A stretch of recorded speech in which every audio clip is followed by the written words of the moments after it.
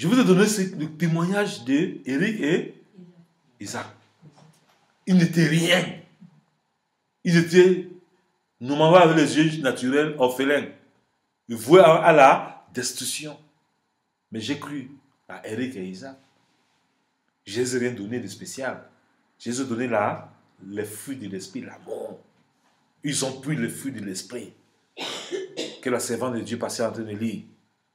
La patience. Ils étaient patients dans le service. C'est vrai que chez les frères et sœurs, ce n'est pas tous qui le recevaient bien, mais ils nettoyaient bien. Tu es là, tu te dis, qu'est-ce que je vais faire pour Dieu? Et Dieu dit, va nettoyer la maison du docteur Bruno. C'est là la notion qui ici va descendre sur ta vie et t'amener dans ta propre bénédiction. Peut-être tu ne sais pas. Peut-être Dieu te met à cœur que non, va venir repasser les habits de ton papa. Tu vas dire que non, c'est un métier de dénigrant. Qui t'a dit ça? L'amour, c'est le service. N'arrêtez pas de servir, de donner. Dieu a donné son fils. Toi, tu donnes quoi à Dieu? Quand on parle de donner, ton corps te démange. Parce que le diable veut te détruire. Tous ceux qui veulent garder leur vie, ils la perdront. Ceux qui veulent perdre leur vie pour Jésus vont la retrouver. Tu ne vis pas pour toi. Quand je lis les premières phrases de fruits de l'esprit, c'est quoi? L'amour, la patience, la bonté. Tu dois être bon. Tu dois sourire. Tu ne dois pas répondre dans des querelles. Qu'est-ce que je disais hier? Qu'est-ce que je dis hier comme enseignement? Nous ne devons pas faire quoi? Nous disputer. Ne pas disputer les opinions. Lorsque vous avez des gens, ils pensent savoir plus que vous. Restez tranquille. Ne discutez pas les opinions. Vivez l'évangile vrai. Et l'évangile vrai, c'est ça qui est écrit ici, noir sur blanc.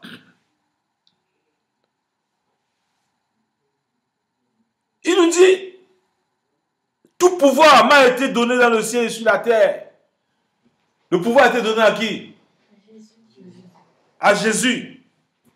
Il nous dit quoi? Il nous dit quoi? Allez, faites de toutes les nations des disciples, les baptisant au nom du Père, du Fils et du Saint-Esprit. Et enseignez-leur à observer tout ce que je vous ai prescrit. Et voici, je suis avec vous tous les jours jusqu'à la fin du monde. Est-ce que Dieu nous a demandé d'enseigner ce qu'il vous enseigne à tous les jours?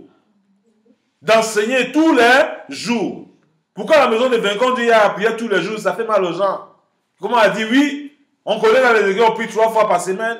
Mais quel est ce à faire que c'est tous les jours, c'est tous les jours? On a dit d'enseigner ces paroles tous les jours. Rappeler ce pouvoir en nous, afin que nous ne marchions pas dans la distraction.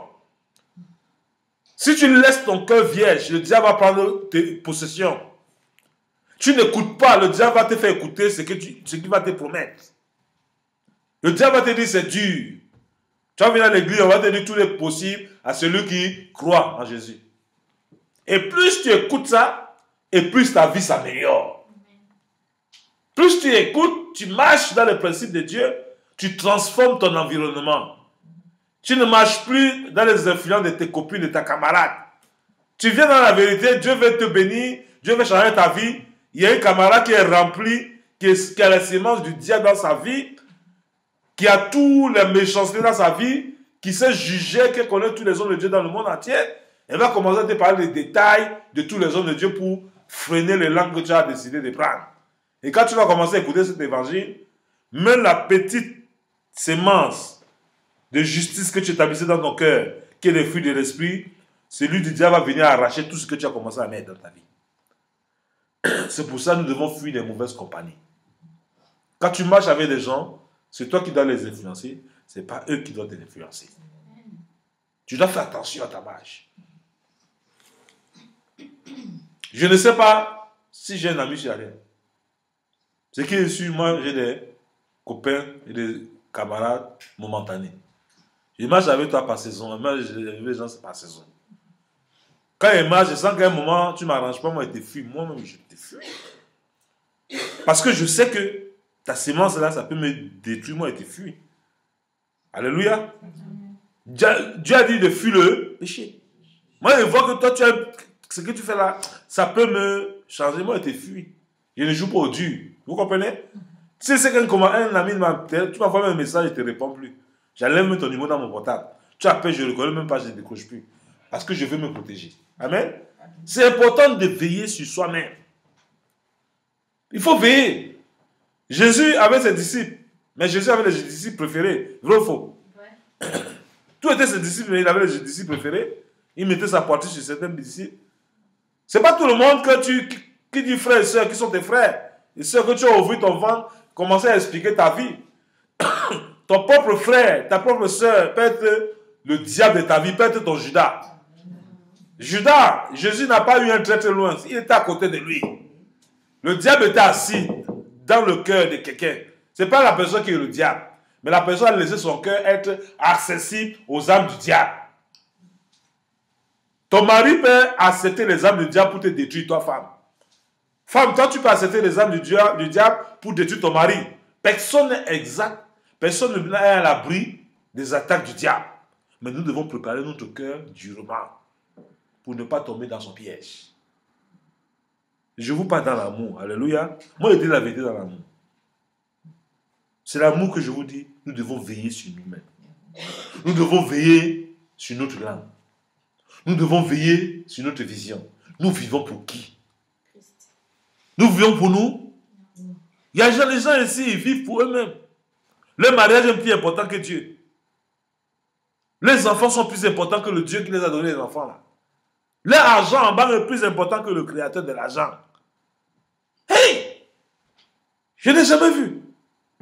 Les enfants mais qui viennent à l'église, ils volent Dieu mais dans les dîmes. Si vous tu voles Dieu là, qui peut régler ton problème? Moi, il ne peut pas régler ton problème. Hein? Moi, je t'enseigne seulement d'obéir au principe de Dieu. Et laisse Dieu te bénir. Ce n'est pas moi qui bénis. Je suis une source de bénédiction. Et je te déclare béni parce que Dieu m'a mandaté de te bénir. Donc je t'enseigne les rudiments de la parole afin que cela te propulse dans ton miracle. Chaque personne de nous a droit à un miracle. Et ton miracle, tu vas créer les circonstances et des faveurs pour entrer dedans. Il n'y a aucune situation que Dieu ne puisse pas régler. Aucune maladie sur la terre ici que Dieu ne peut pas guérir. Il n'y a aucun problème que Dieu ne puisse pas régler. Je vous le dis, il n'y a aucun problème. Moi qui vous parle, je fais des accidents, 2 jours de coma, me bras cassés. Aujourd'hui, je suis debout, grâce à Dieu, pas grâce à moi. Alléluia. Donc, je sais de qui je parle. Le Dieu que je parle là, il n'abandonne jamais ses enfants. Le diable abandonne, hein? Les amis là, qui te disent, je suis ta soeur, je suis ton ami là. Quand il y a les vrais problèmes, tu ne vois pas. Hein? La seule personne que tu peux voir dans tes difficultés là, c'est Dieu. Il reste fidèle. Toi-même, tu peux être infidèle à ta propre vie, mais Dieu reste fidèle. Dès le mieux de s'accrocher à Dieu, parce que même dans ton infidélité, ce Dieu est capable de te ramener dans la fidélité et tu rentres dans sa protection, dans ta bénédiction. Alléluia. Fais de l'Éternel tes délices. Fais de l'Éternel ton ami personnel. Que de prendre quelqu'un faire ton ami personnel, il va te trahir. Mais Dieu ne te trahira jamais. Alléluia. Amen. Dieu ne te trahira jamais. Dieu ne te trahira jamais. Fais de l'Éternel ta force, ta passion. Mets-lui au centre de tout. Seigneur, c'est toi qui m'as donné mes enfants. C'est toi qui m'as donné mon travail. C'est toi qui m'as donné mon pasteur. C'est toi qui m'as donné tout ce que j'ai, c'est toi. Sois toujours au centre de ma vie. Tu verras que tu vas être toujours béni. La bénédiction ne s'arrache pas, mais elle se vit. Il y a des gens qui chantent, j'arrache ma bénédiction, j'arrache. Tu arraches accroché où? Vous avez vu la bénédiction accroché où? J'arrache, j'arrache. Arrêtez de prier, de chanter les chants incrédules. J'arrache. Ça se crée. Tu dois créer un champ favorable par le fruit de l'esprit afin que la bénédiction là demeure dans ta vie. Galates 6, verset 6 dit quoi? Je lis au nom du Seigneur Jésus. Amen. Que celui à qui l'on enseigne la parole fasse part de tous ses biens à celui qui l'enseigne. Alléluia. Amen. Donc Dieu dit que celui à qui l'on enseigne la parole fasse part de tous tes biens à celui qui t'enseigne. Le fait de donner tes offrandes, C'est une manière de dire merci à Dieu. Ce n'est pas une supplication. On ne se moque pas de Dieu. Dieu te montre le meilleur endroit où il faut s'aimer. Mais tu choisis d'aller s'aimer dans les endroits où ça t'intéresse. Et ça n'importe pas du fruit, tu es étonné. Il dit, il faut s'aimer où? À celui qui t'enseigne là, fasse part de tout tes biens. Il n'a pas dit certains biens, il a dit de tout tes biens. À celui qui t'enseigne la parole. Il n'a pas dit à celui qui te prêche la parole. Il n'a pas dit à celui qui te donne les révélations sur ta vie. Relis le verset. Que celui à qui l'on enseigne la parole. Que celui à qui l'on enseigne la parole. Fasse part de tous ses biens. Fasse part de tous ses biens. À celui qui l'enseigne. À celui qui l'enseigne. Dieu te suggère de faire du bien à celui qui t'enseigne, pas à celui qui te donne les révélations, qui te donne des prophéties à ne pas finir. Mais celui qui t'enseigne ce que Jésus a laissé. Parce que c'est dans l'enseignement qui est ta bénédiction. Il y a ta bénédiction dans l'enseignement. Amen. Amen. Amen. Qui n'est pas d'accord? Qui n'est pas d'accord? Alléluia. Amen. La Bible dit, et la parole de Dieu est irrévocable. Nous devons croire en cette parole. Nous devons la vivre. Et nous allons en bénéficier des grâces qui en découlent. Amen. Donc, j'ai tellement à dire au sujet de cette parole. Dites la vérité dans l'amour. Amen. C'est important. Dis aux tes frères et sœurs, ne promenez pas les requins inquiets. Les difficultés là, c'est toi-même qui peux régler tes difficultés. Défriche ton cœur. Blanchis ton cœur. Et pendant que je parlais ce même message, il y a une sœur à l'église. Elle était coiffeuse. Alors, elle s'est dit, en tant que coiffeuse, elle n'a pas d'argent. Elle est venue me voir, pasteur. Je vais donner l'annonce à l'église que je coiffe. Elle dit, oui, elle fait faire les rastas, elle sait faire les greffes des femmes. Elle veut faire ça gratuitement à ceux qui en ont besoin. Elle n'a pas des outils. Si les gens qui veulent faire les tresses, tout ça là, ont les outils, elle va faire ça gratuitement. Alléluia. Amen. Elle dit, Dieu m'a donné, je veux faire gratuitement. Elle a commencé à faire les cheveux des gens. Naturellement, quand tu finis, toi-même tu veux donner, tu es présent. Tu veux combien? Elle dit non, non, ce que ton cœur veut.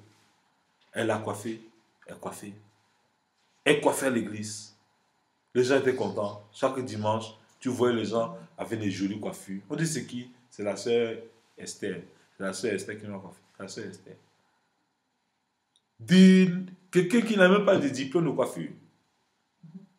Il y a à Abidjan un institut de coiffure qui est venu à l'église me voir. Nous voulons ta fille Esther. C'est coiffure qu'elle fait. Nous voulons qu'elle vienne donner des cours de coiffure à la télé pratique dans notre institut. J'ai signé un contrat pour elle de 2 ans. Une fille qui gagnait à peine 20 €. Elle a commencé à avoir chaque mois 1200 €. Alléluia. En donnant seulement les cours. Comment on fait? 4 heures par jour. Sa vie a changé. Elle-même, qui ne ressemblait à rien. C'est maintenant comme ça que les propositions de mariage ont commencé à venir. Parce qu'on a vu la gloire sur la fille. On a commencé à voir l'argent. Elle a eu sa voiture. C'est tous les frères qui voient la vision que non, tu es ma femme, tu es ma femme. Elle dit non, c'est pas comme ça, ça se passe. Amen.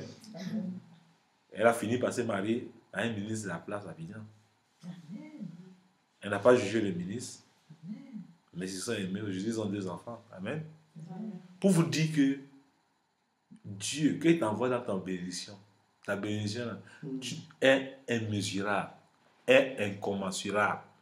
Si tu cours après la bénédiction va t'échapper. Mais si tu laisses Dieu te bénir, il va te surprendre. Que Dieu vous bénisse, maison de vainqueurs. Amen. Je vous aime. Alléluia.